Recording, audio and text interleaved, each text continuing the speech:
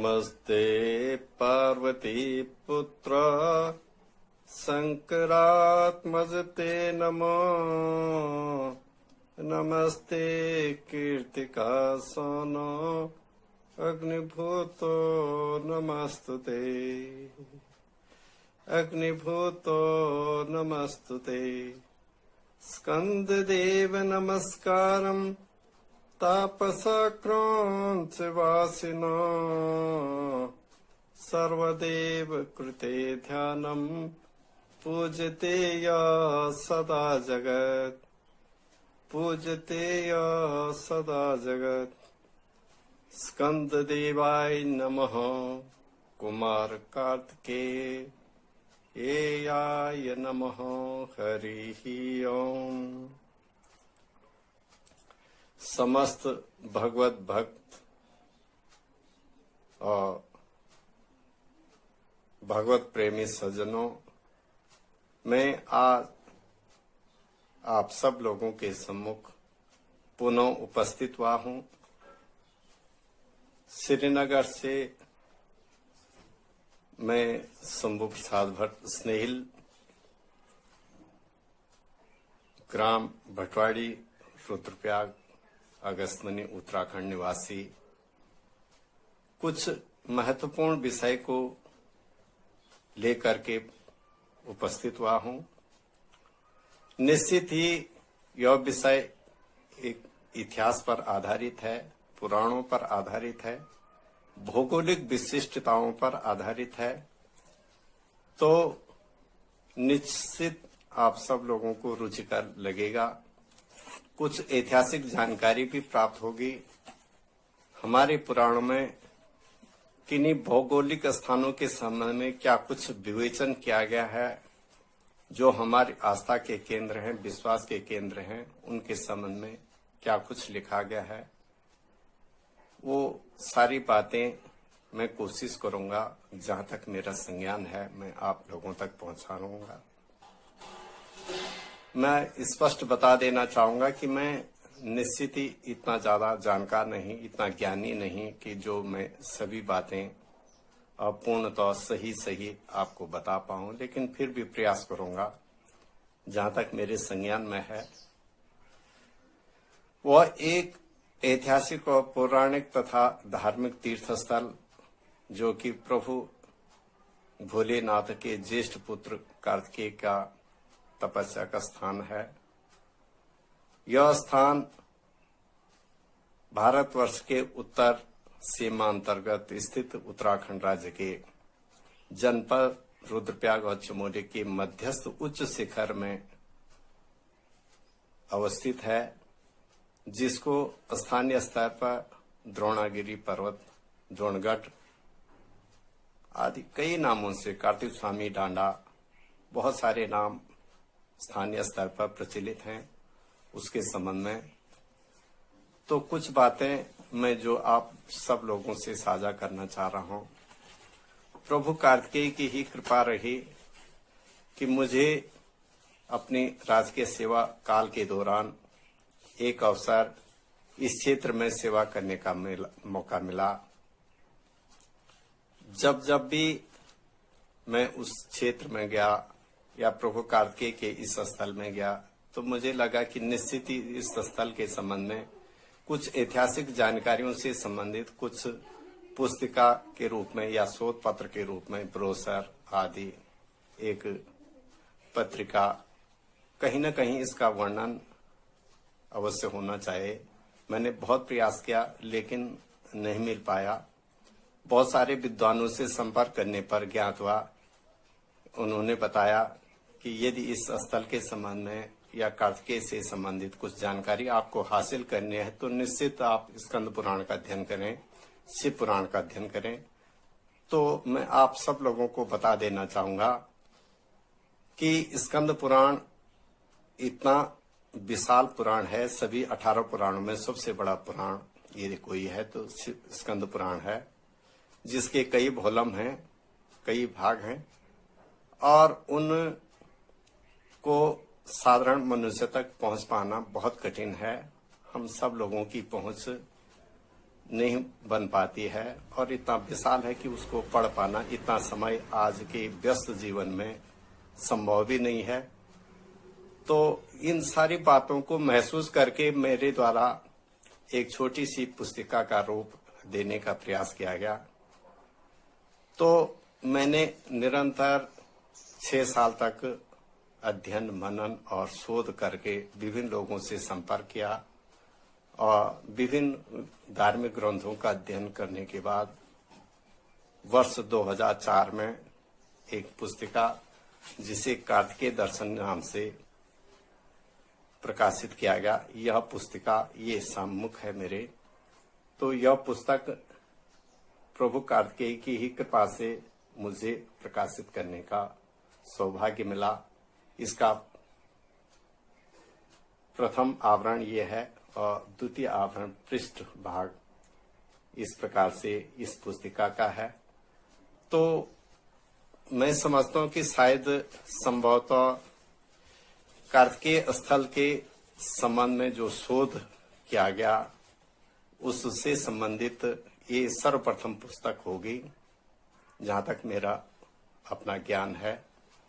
निश्चित ही हो सकता अन्य भी बहुत सारी पुस्तकें हों, लेकिन मेरे संज्ञान में जो भी मैंने क्षेत्र में पता किया और विभिन्न लोगों से संपर्क करने पर ज्ञात हुआ, तो इससे पूर्व कोई भी इस प्रकार की पुस्तिका कार्तिकेय के शोध, स्थल शोध के संबंध में विभिन्न अन्य वस्तुओं के बारे में, अन्य विषयों के बारे में अवश्य लिखा गया हो, लेकिन शोध से संबंधित पुस्तक ये प्रथम पुस्तिका है। ये मेरा परम सौभाग्य और वो उसी ईश्वर की कृपा रही होगी। तो कार्तिकेय के स्थल के संबंध में जितना भी कुछ कहा जाए बहुत कम है, क्योंकि मैं स्वयं भटवाड़ी ग्राम मणिगु भटवाड़ी और अगस्त्यमुनि के समीप निवास करने वाला, वहीं मेरा जन्म हुआ। हमारे ठीक सम्मुख पूर्व दिशा के ओर द्रोणगिरि पर्वत, जिसको हम द्रोणगिरि, और अगर इतिहास में देखें, पुराणों में देखें तो क्रौंच पर्वत है। हम उसी स्थान को कार्तिक स्वामी डांडा नाम करके भी पुकारते हैं। तो ठीक सम्मुख होने के कारण हमारा तो निरंतर रात दिन का पूजनीय स्थल है। जब भी बालपन में ही से मैं महसूस करता हूं कि जब भी हम विद्यालय में पढ़ते थे तो हमें परीक्षा से पूर्व यदि अगर परीक्षा में सफलता प्राप्त करनी तो प्रभु कार्तिकेय के ही दरबार में अपनी प्रार्थना लेके जाते थे। निश्चित उसका फायदा हमें ये मिलता था, हम हमेशा ही सफल रहे और हमारे क्षेत्र पूर्ण तो उस क्षेत्र में रिद्धि सिद्धि बनी रहती थी। इस कार्तिकेय स्थल के संबंध में जो प्रबंधन व्यवस्थापन संबंधी जो कहते हैं कि रुद्रप्रयाग से ऊपर 72 राजस्व ग्रामों का इसमें निरंतर हक रहा है, उनके द्वारा ही यहाँ पर बहुत सारे धार्मिक आयोजन किए जाते रहे हैं। तो इस कार्तिकेय स्थल की विशेषताएं कितनी हैं, कितना यह स्वयं सिद्ध है, यह सब आप भक्त लोग जो भी उस स्थान में गए हैं उन सबको ज्ञात है। मैं उसके संबंध में एक सूक्ष्म सा परिचय दे दूं कि उत्तर भारत के अंतर्गत यह हमारा सौभाग्य है कि कार्तिकेय स्थल एकमात्र उत्तराखंड स्थित रुद्रप्रयाग जनपद का यही है जो कार्तिक स्वामी डांडा नाम से पुकारा जाता है। और उसके अलावा दक्षिण में बहुत सारे स्थान हैं जहां पर प्रभु कार्तिकेय को षणमुखम स्वामी, सुब्रह्मण्यम स्वामी, मोरगम स्वामी, बहुत सारे नाम दे करके घर घर में पूजा जाता है। जिस प्रकार से हमारे यहाँ हम अपने इष्ट भैरव, नरसिंह देवी आदि कई देवी देवताओं की घर घर में पूजा करते हैं, उसी प्रकार से दक्षिण में प्रभु कार्तिकेय को घर घर में पूजा जाता है। उसके संबंध में कई बार बचपन में जो हमें बताया जाता था या हमें सुनने को मिला कि प्रभु कार्तिकेय का जन्म दक्षिण में हुआ, समुद्र के किनारे हुआ। लेकिन जब मैंने शोध किया तो पता चला कि प्रभु कार्तिकेय का जन्म दक्षिण में नहीं बल्कि उत्तर में हुआ। प्रभु कार्तिकेय का जन्म समुद्र नहीं बल्कि गंगा के तट पर हुआ। और गंगा आप सब लोग जानते हैं, भारतवर्ष के उत्तर दिशा गोमुख गंगोत्री से निकल करके गंगा सागर में समाहित हो जाती है, जो संपूर्ण क्षेत्र भारतवर्ष के उत्तर दिशा उत्तर पूर्व दिशा तक ही सीमित है। तो निश्चित ही प्रभु कार्तिकेय का जन्म दक्षिण में नहीं बल्कि उत्तर में हुआ। और सरकंडे की झाड़ी जिसको बताया जाता है, तो यह गंगा नदी का जो पावन पवित्र तट हरिद्वार कंखल उसी के मध्य पड़ता है। तो ये पुराणों के अध्ययन से स्पष्ट होता है कि प्रभु कार्तिकेय का जन्म उत्तर में हुआ। लेकिन प्रश्न तब आता कि दक्षिण में अगर कार्तिकेय को घर घर पूजा जाता है, इतनी आस्था से पूजा जाता है, इसका मतलब फिर क्या कारण हो सकता है? तो उसके संबंध में जो अध्ययन करने पर ज्ञात हुआ, प्रभु कार्तिकेय जब अपने समस्त जो महत्वपूर्ण देव सेनानी का दायित्व तारकासुर वध करने के पश्चात अध्ययन अध्यापन विभिन्न क्षेत्रों की जानकारी प्राप्त करने के लिए ऋषि अगस्त्य के साथ भ्रमण में गए, तो उस दौरान वह दक्षिण के बहुत सारे तीर्थ स्थलों में, बहुत सारे पवित्र स्थानों में, गंगा तटों में गए। तो जहां जहां वो गए, ऋषि अगस्त्य के साथ जहां जहां उन्होंने विश्राम किया, अपना निवास किया, उन स्थानों में उनसे संबंधित बहुत सारे तीर्थ स्थल स्थापित हुए। यही कारण है कि दक्षिण में अधिक प्रवास करने के कारण उन्हें दक्षिण में ज्यादा पूजा जाता है, पूजनीय माना जाता है। मुर्गम स्वामी के नाम से बहुत ज्यादा प्रसिद्ध है। यही नहीं, दक्षिण में नहीं बल्कि हमारे पूर्वी एशिया क्षेत्र में जो इंडोनेशिया, मलेशिया, तो सिंगापुर जैसे बहुत सारे, कंबोडिया, इन देशों में मुर्गम स्वामी की विशाल मूर्तियां स्थापित हैं। संयोग से मुझे भी एक बार थाईलैंड जाने का मौका मिला। थाईलैंड की राजधानी बैंकॉक में जो भारतीय संस्कृति की छवि मुझे देखने को मिली तो गदगद हो गया। निश्चित ही हमारी भारतीय संस्कृति, भारतीय धर्म और आस्था का संपूर्ण विश्व में प्रचार प्रसार रहा पूर्व काल से ही। आज भले हम इस प्रकार से उसका विकास नहीं कर पा रहे हैं। तो प्रभु कार्तिकेय के संबंध में जो ये स्थल हमारे कार्तिक स्वामी डांडा नाम से पुकारा जाता है, वह स्थल अति प्राचीन है। और यहाँ पर सचमुच में जो पुराणों में कहा गया कि क्रौंच पर्वत, तो मेरा शोध का जो मुख्य विषय था यही विषय रहा कि प्रभु कार्तिकेय का जो पुराणों में लिखा क्रौंच पर्वत है, क्या यही वह पर्वत है या कोई अन्यत्र जगह है, या हम लोगों के द्वारा यह बनी बनाई बात है, ये कार्तिक स्वामी का ये स्थल है। तो ज्ञात हुआ, क्योंकि किसी भी स्थल की प्रामाणिकता सिद्ध करने के लिए हमें पुराणों में उसके उल्लेख और उसकी जमीनी हकीकत में उसका जो विवरण लिखा गया है वो यहाँ उससे मेल खाता है या नहीं खाता है, या लोगों में जो बातें प्रचलित हैं किंवदंतियों के रूप में क्या इससे मिलती जुलती हैं।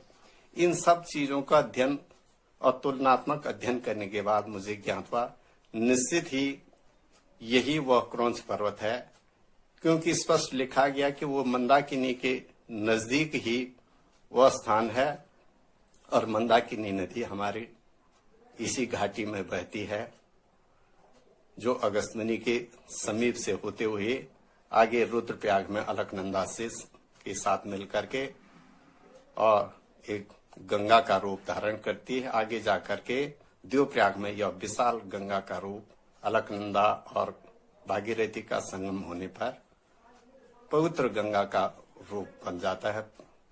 तो ये मंदाकिनी के समीप, जहाँ की समीप ही केदारनाथ भी हैं, यह पुराणों में स्पष्ट लिखा गया है।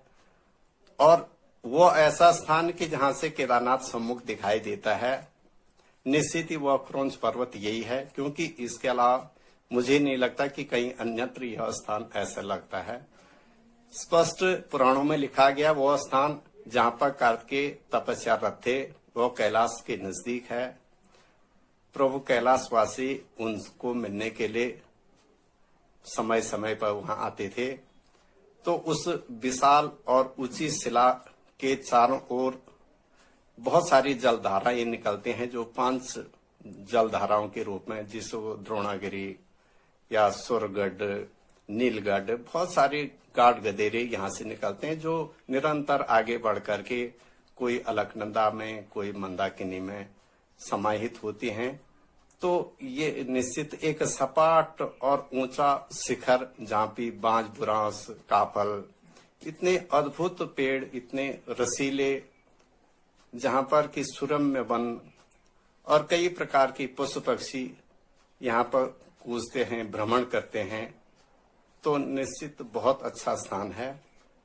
प्रभु कार्तिकेय के संबंध में कहा गया है कि प्रभु कार्तिकेय अपने जन्म के मुख्य उद्देश्य को पूर्ण कर तारकासुर जैसे राक्षस का वध करने के उपरांत अपने भाई गणेश के साथ, छोटे भाई गणेश के साथ खेलने कूदने में व्यस्त रहे।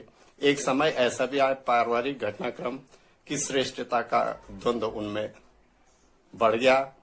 तो उसके लिए माँ बाप के द्वारा यह तय किया गया कि जो भी ब्रह्मांड की यात्रा सर्वप्रथम पूरी करके आएगा वही श्रेष्ठ होगा।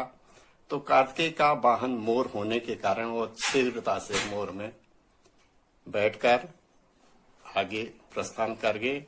वे शीघ्रता से ब्रह्मांड की यात्रा पूर्ण कर वापस आ ही रहे थे। संयोग से उन्हें रास्ते में देवर्षि नारद द्वारा बताया गया कि घर में या कैलाश में आपके छोटे भैया गणेश जी को श्रेष्ठता का पद से विभूषित किया गया है। तो उनके द्वारा पूछा कि आखिर यह सब क्या? उन्होंने कहा कि गणेश महाराज, गणेश जी के द्वारा अपने माँ बाप की ही परिक्रमा करने के पश्चात उन्हें श्रेष्ठता का योग वर मिला। पुराणोक्त प्रवचन, पुराणोक्त विवरण के आधार पर जो माँ बाप का उच्च पद होता है, उसके कारण उन्हें वास्तव में सम्मानजनक यह पदवी मिली है। पुराणों में स्पष्ट लिखा गया है, किसी भी बालक के लिए, किसी भी पुत्र के लिए माँ बाप से बड़ा तीर्थ कुछ भी नहीं है। संपूर्ण ब्रह्मांड उसके माँ बाप ही हैं। और उस बुद्धिमता से गणेश ने अपने मूषक वाहन की व्यवस्था को भी देखते हुए कि वह बहुत लंबी यात्रा नहीं कर सकता है, बुद्धिमता से माँ बाप की परिक्रमा कर श्रेष्ठता का वरदान प्राप्त कर दिया है। और वह अपने कैलाश में शांतिपूर्वक, प्रेम पूर्वक रह रहा है। जब प्रभु कार्तिकेय को यह पता चला तो वो बड़े कुपित हुए और शीघ्रता से यात्रा को वहीं स्थगित करके अपने पिता कैलाशवासी शिव के पास आकर के नमन करते हैं और क्रोधित अवस्था में ही सीधे वहां से कैलाश छोड़ करके क्रौंच पर्वत पर तपस्या के लिए चले जाते हैं। वह ऐसा स्थान जो कि उच्च शिखरस्थ है। तो वो क्रौंच पर्वत जो कि पुराणों में लिखा गया है, वह यही क्रौंच पर्वत है जिसको हम कार्तिक स्वामी डांडा कहते हैं। और यहाँ पर प्रभु कार्तिकेय का प्राचीन तो तीर्थ स्थल है। कहते हैं कि इस स्थल के संबंध में सर्वप्रथम वहाँ गाय, भैंस या बकरियों के साथ भ्रमण करने वाले, उनको चराने चुगान करने वाले यहाँ आते थे। तो उनके द्वारा ही यहाँ पर स्फटिक लिंग जो दिखाई दिया, वो चमकता हुआ उनको स्वप्न में प्रभु कार्तिकेय द्वारा अवगत कराया गया कि मैं इस ऊंचे शिखर में विराजमान हूँ, स्थापित हूँ। अगर आप मेरी यहाँ पर जो है पूजा प्रतिष्ठा करना चाहते हैं तो निश्चित मैं आप लोगों के क्षेत्र के कल्याण की कामना, क्षेत्र के कल्याण के लिए निरंतर कार्य करता रहूंगा। तो यह बातें उस मोर द्वारा या वो पशुपालक द्वारा क्षेत्र में बताएगी। तो सभी लोग मिल करके वहां पर एक छोटा सा मंडप बनाते हैं और प्रभु कार्तिकेय की लगातार पूजा अर्चना करना प्रारंभ करते हैं। तो क्योंकि प्रारंभ में इस जो लिंग स्वरूप थे उस पर माखन का लेप करने के कारण, तो ये माखन जो लगातार उस पर लेप किया जाता है, तो इस प्रकार से प्रभु कार्तिकेय को कहते हैं कि माखन बहुत प्रिय है। आज भी यदि कोई भक्तगण जाकर के प्रभु कार्तिकेय के उस स्फटिक लिंग पर माखन का लेप करता है तो प्रभु कार्तिकेय उस पर प्रशंसित होते हैं और उसकी कामना पूर्ण करते हैं। कहते हैं कि जब कार्तिकेय भगवान अपने माँ बाप से रुष्ट होकर के इस क्रौंच पर्वत पर चले जाते हैं तो माँ बाप कैलाश में बहुत चिंतित होते हैं कि हमारा बेटा कहाँ चले गया।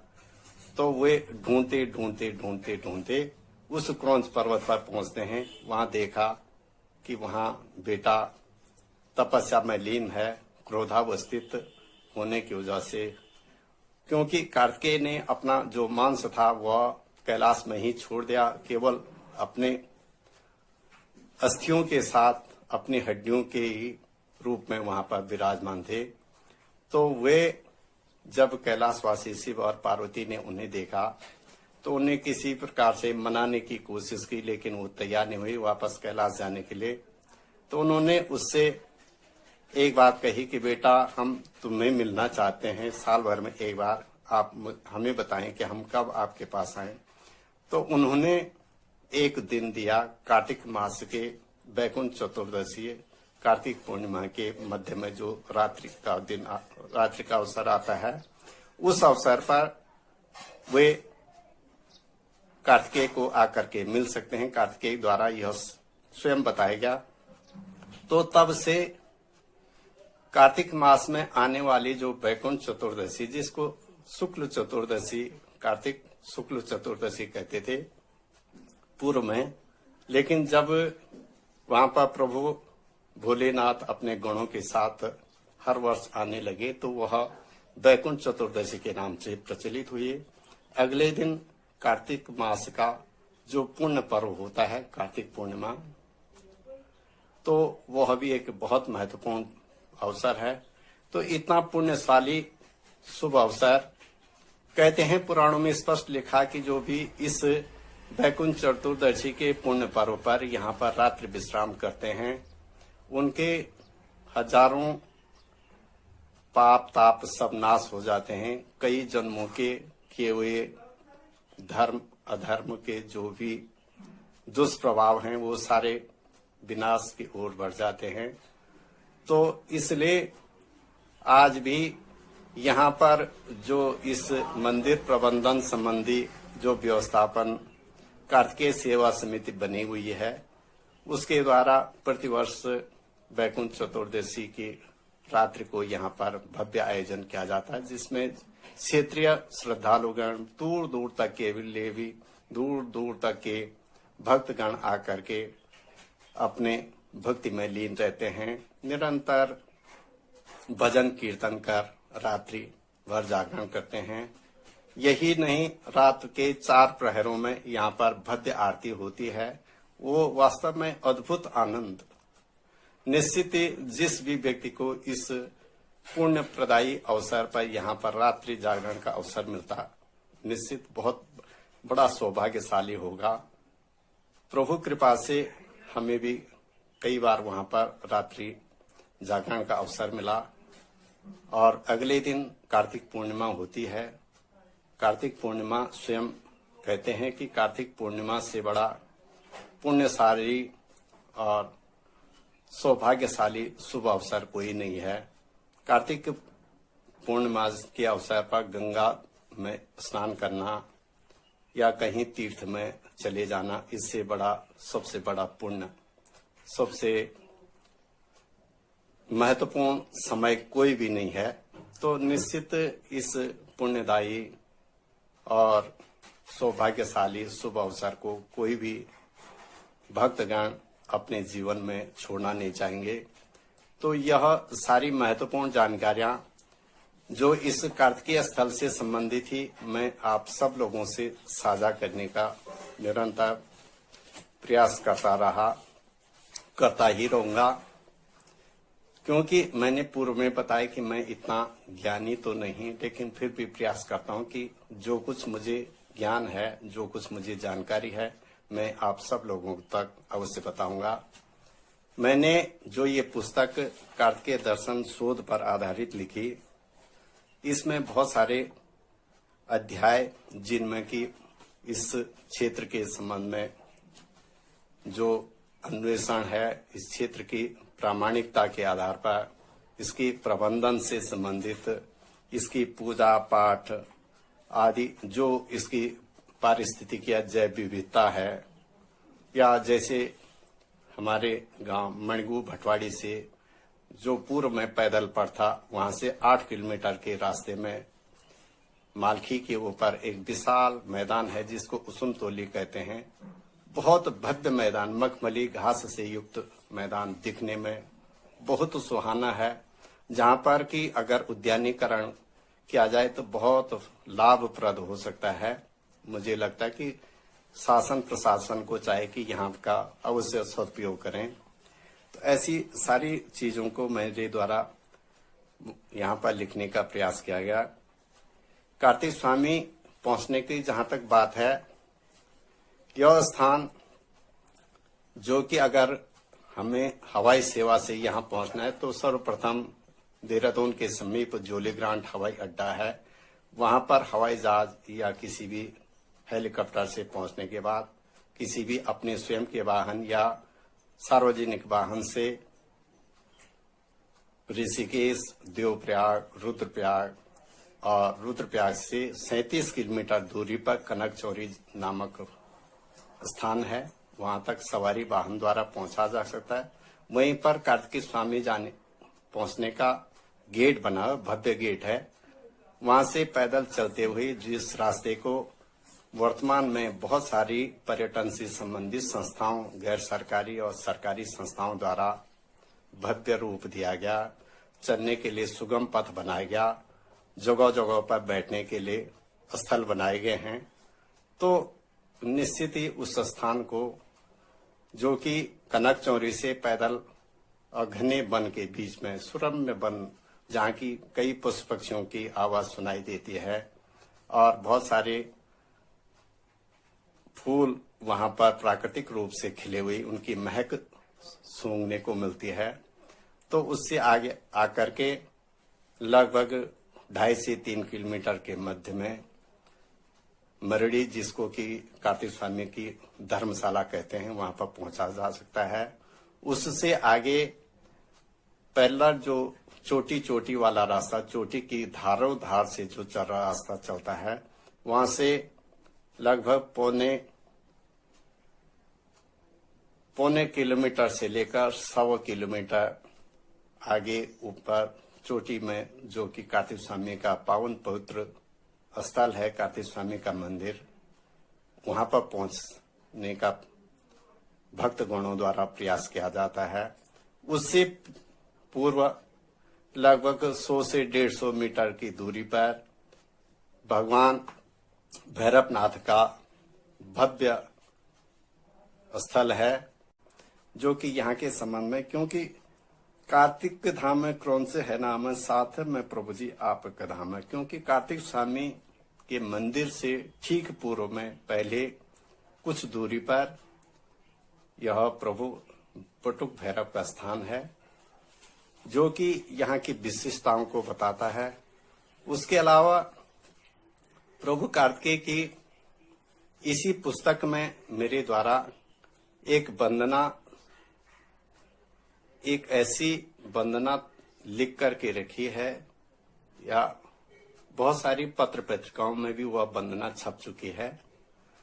वह वंदना जिसमें कि कार्तिकेय के स्थल संबंधी बहुत सारी जानकारियां हैं, पूरा इतिहास जो पुराणों में उसका विवरण है, लगभग सूक्ष्म रूप में इस वंदना में उसका उल्लेख मिलता है। तो यह कार्तिकेय वंदना।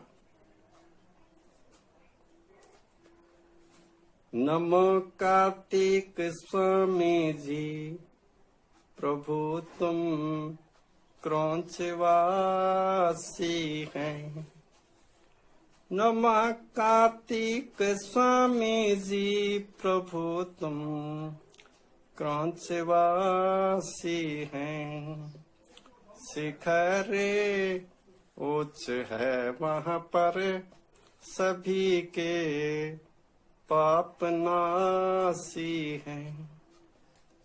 अग्नि पुंज से पैदा तुम सारे कंडों के आंचल में। शिव शक्ति से जन्मे हो भलाई करते जीवन में। कराया पान दुग्ध का मता सट कीर्तिकाओं ने।